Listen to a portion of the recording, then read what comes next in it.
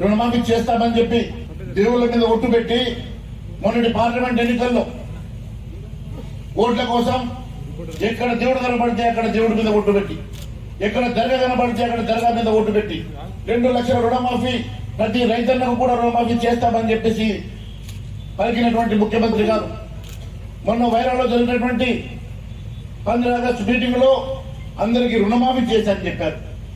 మరి రైతన్నలు పెద్ద ఎత్తున రోడ్డు మీదకి వచ్చి మాకు రుణమాఫీ జరగలేదు, మా అందరికీ కూడా రుణమాఫీ జరగలేదని చెప్పి రోడ్ల మీదకి వచ్చిన తర్వాత ఈ రోజు మళ్ళీ దాని మీద సమీక్ష చేస్తా ఉన్నారు.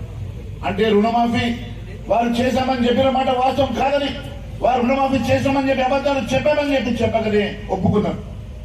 అన్నిటికన్నా ముఖ్యం, వారి స్వయంగా వారి మంత్రి తుమ్మల నాగేశ్వరరావు గారు ముందు చెప్తా ఉన్నారు సగం మందికి మాత్రమే రుణమాఫీ జరిగిందని. వారి మంత్రి పొంగురెడ్డి శ్రీనివాస్ రెడ్డి గారు చెప్తా ఉన్నారు ఇంకా 12,000 కోట్ల రూపాయల రుణమాఫీ జరగాల్సిందని. అంటే వారి సహజ మంత్రులు ఈ రోజు రుణమాఫీ జరగలేదని చెప్తా ఉంటే ఒకవైపు ముఖ్యమంత్రి గారు రుణమాఫీ జరిగిందని చెప్పి దేవుళ్ళ మీద ఒట్టు పెడుతున్నాం. వారి ప్రభుత్వంలో ఉన్నటువంటి మంత్రులే రుణమాఫీ జరగలేదని చెప్తా ఉంటే ముఖ్యమంత్రి గారి డొల్లతనం ఈ రోజు బయటపడింది.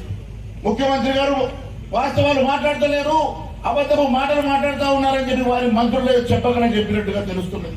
ఈ రకంగా ఈ ప్రభుత్వం ఏది మాట్లాడినా, ఈ ప్రభుత్వం ఏది చెప్పినా వాస్తవ దూరంగా అబద్ధపు మాటలుగా బూటకు మాటలుగా తేలిపోతున్నది. ఈ రోజు ఏ రైతులనైతే వాళ్ళకు భయపడక, ఎండకు భయపడక, తేళ్లకు భయపడక, పాములకు భయపడక దినము రాత్రి కష్టపడి పండించే రైతులను కూడా మోసం చేసేటువంటి ప్రభుత్వం మనుగడ సాగదని చెప్పి నేను తెలియజేస్తా ఉన్నాను. అబద్ధాల బూటకపు మాటల మీద, అబద్ధాల మాటల పురాతన మీద ఏర్పాటైనటువంటి ప్రభుత్వం ఎన్నో హామీలు ఇచ్చి ఒక్క హామీ కూడా నెరవేర్చని ప్రభుత్వం మళ్ళీ రైతులకు మోసం చేయడానికి ఈ రోజు రైతులనే కాదు దేవుళ్ళను కూడా మోసం చేసింది. ఎక్కడ దేవుడు కనబడితే అక్కడ, ఎక్కడ ఏ ఊరికి పోతే ఆ ఊరు దేవుళ్ళ మీద ఒట్టు పెట్టేటువంటి ముఖ్యమంత్రి గారు ఈ రోజు రైతులతో సహా దేవుళ్ళను కూడా మోసం చేసిండు. దేవుళ్ళ మీద ఒట్టు పెట్టి ఈ రోజు మళ్ళీ రుణమాఫీ చేయకుండానే రుణమాఫీ చేశానని అబద్ధాలు చెప్తా ఉన్నారంటే వారి వెంట ఉన్న మంత్రులే మరి రుణమాఫీ జరగలేదని చెప్తా ఉంటే ముఖ్యమంత్రి గారి అబద్ధాలు ఈ రకంగా బయటపడేది తెలియజేస్తా ఉన్నాను. మీరు ఏదో మాయ మాటలు చెప్పి తప్పించుకుందామని చూస్తున్నారేమో. ముఖ్యమంత్రి గారు మీ ప్రభుత్వాన్ని వెంటాడతాం, ఖచ్చితంగా మీ మెడలు వచ్చి మీరు ఇచ్చిన మాటకు రుణమాఫీ జరిగే విధంగా మేము పోరాటం చేస్తామని తెలియజేస్తా ఉన్నాను.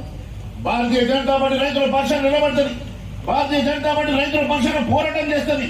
మీరు రుణమాఫీ చేసే వరకు మేము ఖచ్చితంగా పోరాటం చేస్తామని తెలియజేస్తా ఉన్నాను. అంతేకాదు ఈ రోజు నేను మీ అందరి సమక్షంలో తెలియజేస్తా ఉన్నాను, ఇప్పటి వరకు ప్రభుత్వం ఎంతమందికి మరి రుణాలు మాఫీ చేసిందో మరి ఇప్పటి వరకు పబ్లిక్ డొమైన్ లో పెట్టలేదు. మరి ఈ రాష్ట్రంలో ఎంతమంది రుణాలు తీసుకున్నారు, ఎవరెవరికి ఎంతెంత రుణం ఉన్నది, ఎవరెవరికి రుణాలు మాఫీ చేసిండ్రు, మిగిలిన వాళ్ళు ఎంతమంది రుణం మాఫీ కాని వాళ్ళు ఎంతమంది ఉన్నారో ఇప్పటి వరకు మీరు శ్వేతపత్రం విడుదల చేయలేదు. కేవలం అందరికి రుణమాఫీ చేసిన అబద్ధాలు చెప్తా ఉంటే ఈ రోజు లెక్కలు చెప్తా ఉన్నాయి. ఈ రాష్ట్రంలో దాదాపు 60 లక్షల మంది రైతులు రుణాలు తీసుకుంటే మీరు కేవలం 22 లక్షల మంది రైతులకు మాత్రమే రుణమాఫీ చేశారు. అంటే మిగిలినటువంటి రైతాంగానికి మీరు 38 లక్షల మంది రైతాంగానికి ఇంకా మీరు రుణమాఫీ చేయలేదని చెప్పి మరి లెక్కలు చెప్తా ఉన్నాయి. అంటే ఈ రోజు కేవలం 22 లక్షల మందికి రుణమాఫీ చేసి ఈ రాష్ట్రంలో అందరికీ రుణమాఫీ చేశామని మీరు తప్పుడు లెక్కలు చెప్పడం ఇది ఎంతవరకు సమంజసమని అడుగుతా ఉన్నారు.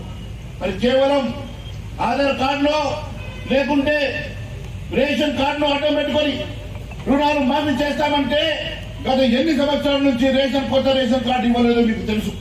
మరి కొత్తగా రేషన్ కార్డు ఇవ్వకుండా, కొత్తగా రేషన్ కార్డులు డివైడ్ కాకుండా, ఇంట్లో పిల్లలు వేరుపడ్డ తర్వాత వారికి కొత్త రేషన్ కార్డు రాకుండా ఏ రకంగా ఇది రుణమాఫీ జరుగుతుందని చెప్పి నేను అడుగుతున్నా.